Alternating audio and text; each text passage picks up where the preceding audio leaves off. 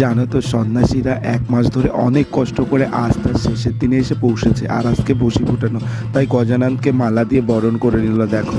আর এই যে শিব নৃত্য শুরু হয়ে গেছে, তাই চড়কের আবির্ভাব, বুঝতেই পারছো।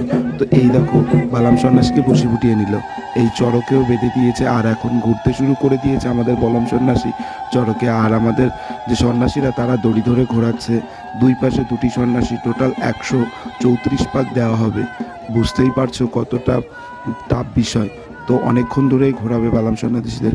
আর তোমরা যদি এই চড়ক দেখতে চাও, ঠিক 2025 সালে মাঝেরগ্রাম পাবনাপাড়া 11 নম্বর রেলগেটের ওইখানে চলে আসলে অবশ্যই এই চড়কটি দেখতে পাবে। আমার তো খুব ভালো লাগে, আমি গোপালনগর থেকে গিয়ে এখানে সন্ন্যাসী হই।